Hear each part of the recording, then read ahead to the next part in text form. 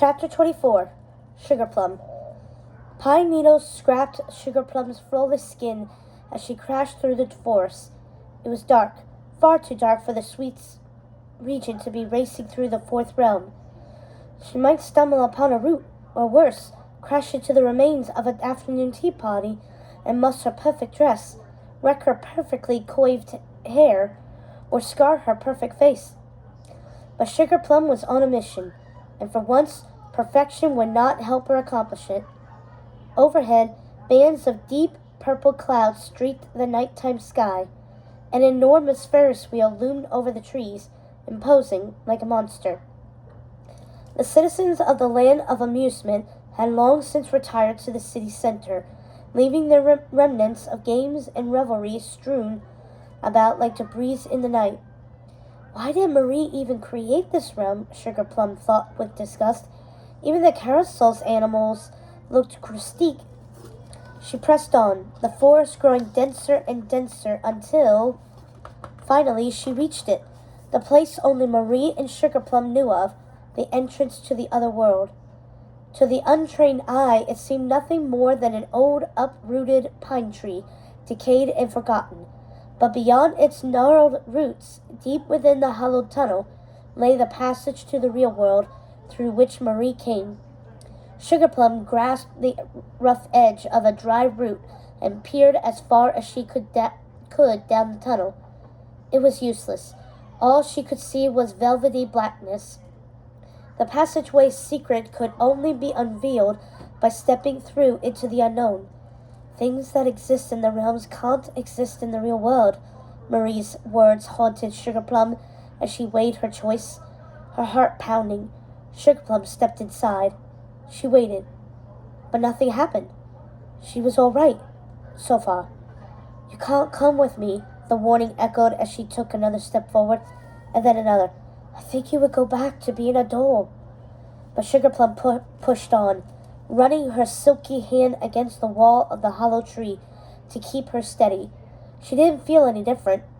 Perhaps Marie was wrong, she thought. Perhaps she could cross over into the real world. She was special, after all. The first toy Marie had brought to life. Surely that meant something. Then, with a start, she realized the rough wall had grown smooth, like polished wood. She was at the other side. Things that exist in the realms can't exist in the real world.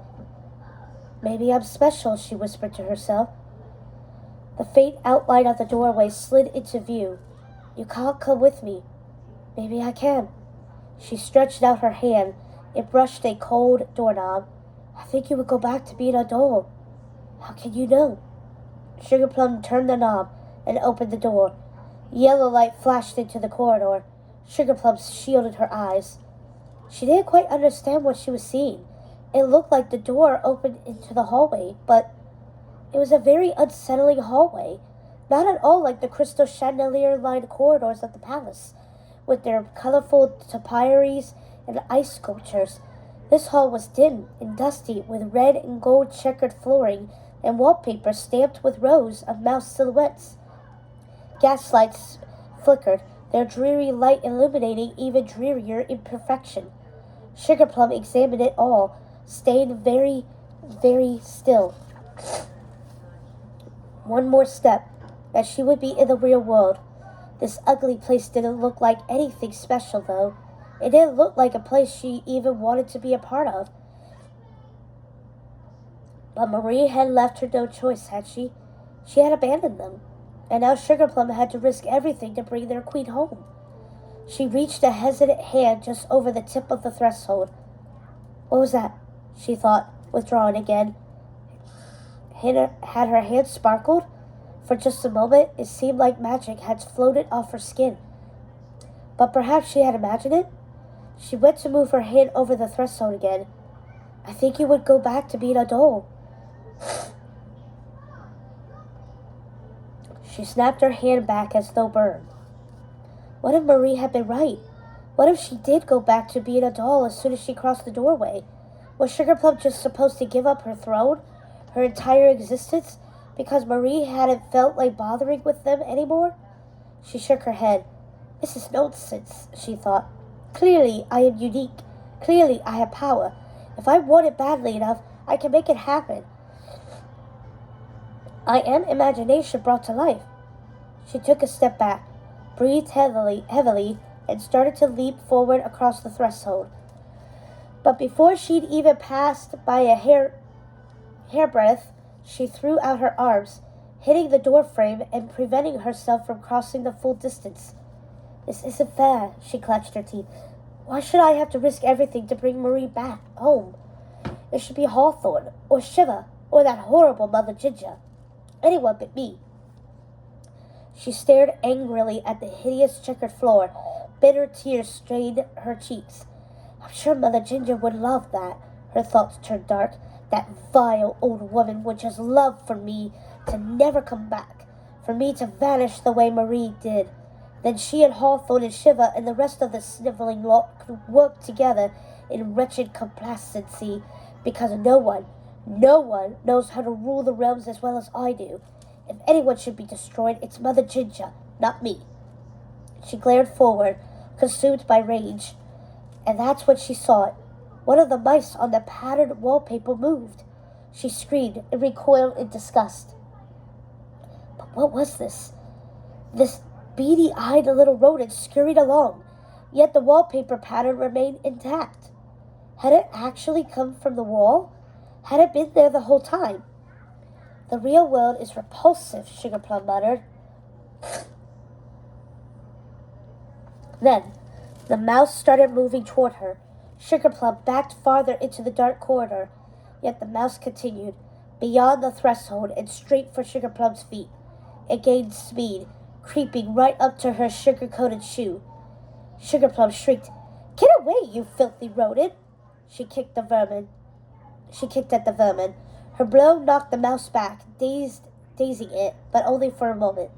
It regained its bearings and started coming back toward her. To her horror, more mice were joining behind it. She had no idea where they'd come from. Wallpaper or holes or some other filthy corner of the real world. But they were all intently sniffing out the sugar in her clothing. They were drawn by sweets.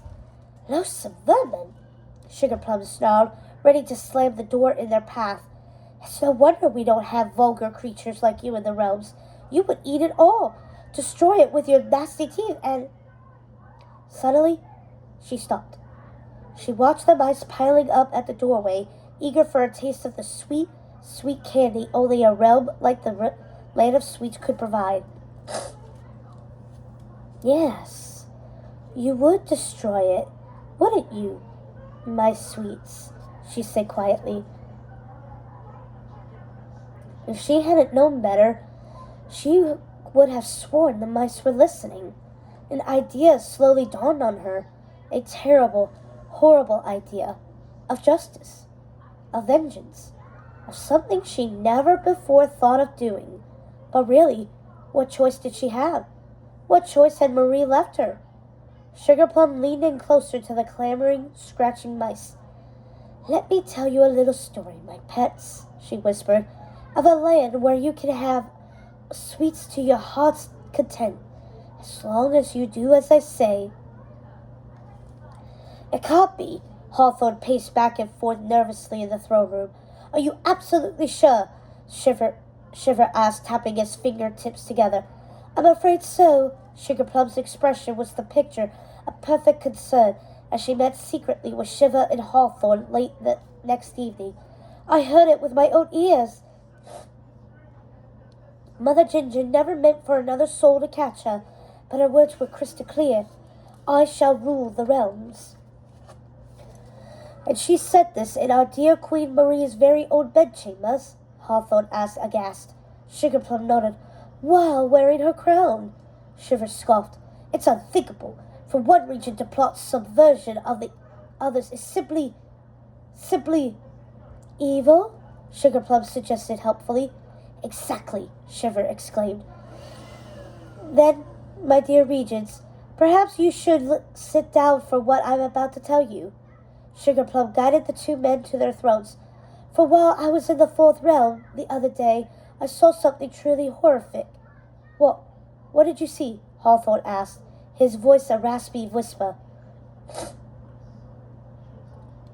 I went to speak with Mother Ginger, Sugarplum explained, to see if I could dissuade her from her dark venture before bringing it to your esteemed attention.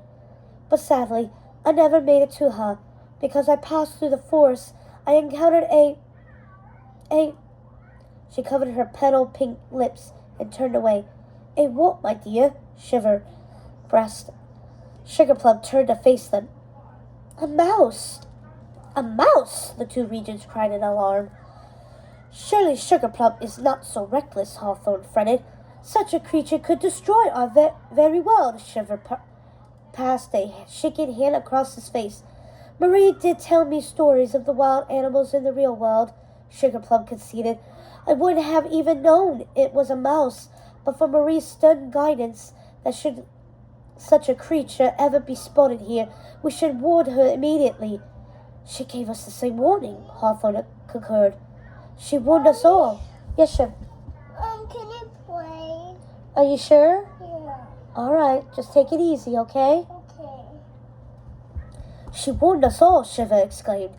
But now we have no queen to warn. Hawthorne slumped into his throne. And without her, I fear the safety of the realms is at risk, Shiver concluded. Sugarplum turned to the beautiful case at the center of the throne room, where Marie's old crown had been placed delicately on display. Not necessarily, she said to them. What do you mean? Shiver asked. Yes, what do you have in mind? Hawthorne added. Neither regent saw the fleeting smile that passed across Sugarplum's lips.